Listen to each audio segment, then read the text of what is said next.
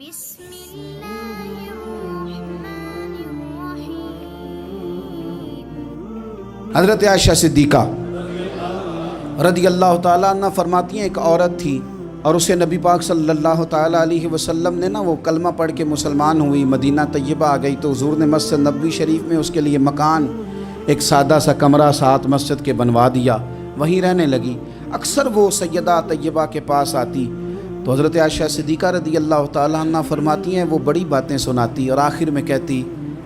وہ ہار والا دن بھی بڑا عجیب دن تھا اور میرے رب کی قدرتوں کا دن تھا، وہ بھی بڑا عجیب دن تھا۔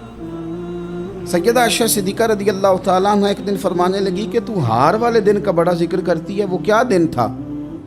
تو خاتون کہنے لگی اماں جی وہ دن تھا جب میرے رب پر بھروسہ اور مضبوط ہو گیا، جس دن میرا اپنے رب پر توکل اور بڑھا، میرے ایمان میں یقین میں اور پختگی آئی۔ کہنے لگی میں ایک گھر کی کنیز تھی، نوکرانی تھی، اس گھر میں ایک بچی تھی جس کے پاس سونے چاندی ہیرے جواہرات کا ہار تھا۔ اس زمانے میں چمڑے کے اوپر لوگ ہیرے جواہرات لگاتے تھے،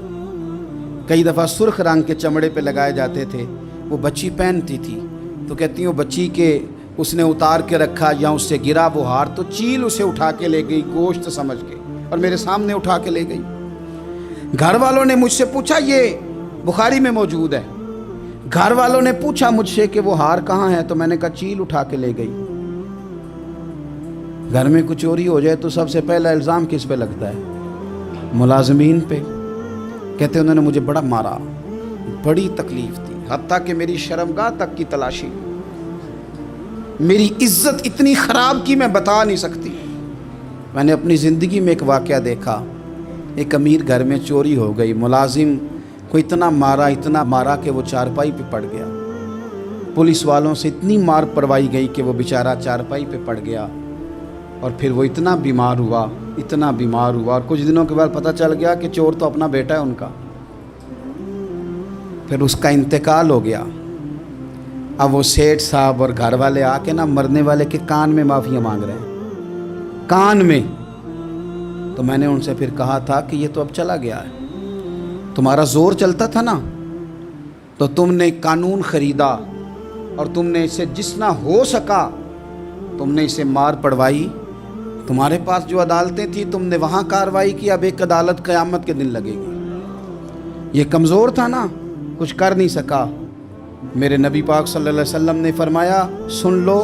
اگر سینگ والی بکری نے بغیر سینگ والی بکری کو تکلیف دی ہوگی نا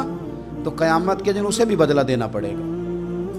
کہ تیرے پاس سینگ تھے اور تو نے اسے مارا تھا۔ وہ خاتون عرض کرتی ہے سیدہ عائشہ کی خدمت میں کہ مجھے بڑا مارا، مجھے تکلیف دی، میں کہہ رہی تھی کہ میرے سامنے چیل لے گئی ہے پر وہ نہیں مان رہے تھے، اماں جی انہوں نے مجھے بڑا مارا۔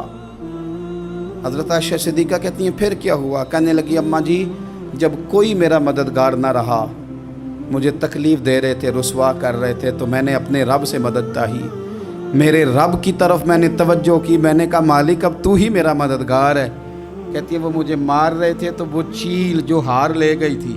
وہی لے کے واپس آ گئی اور ہمارے سروں کے قریب لا کے اس نے جب اس ہار کو پھینکا وہ مجھے چھوڑ کے سائیڈ پہ ہوئے، وہ میری بے گناہی جان گئے، لیکن آپ کو بتاؤں اس دن سے میرا اپنے رب پر یقین اور بڑھ گیا۔ مجھے سمجھ آ گئی کہ جب انسان پورا ٹوٹ جاتا ہے اور جب کوئی چاروں جانب اس کا مددگار نہیں ہوتا تو رب تو ہوتا ہے نا، اللہ تو اس کا مددگار ہوتا ہے نا، وہ تو پھر اپنے اس بندے کی مدد کرتا ہے نا، پھر وہ تو توانائی دیتا ہے نا، وہ تنہا نہیں چھوڑتا، وہ تو آنسوؤں والوں کے آنسوؤں پہ بڑا کرم فرماتا ہے،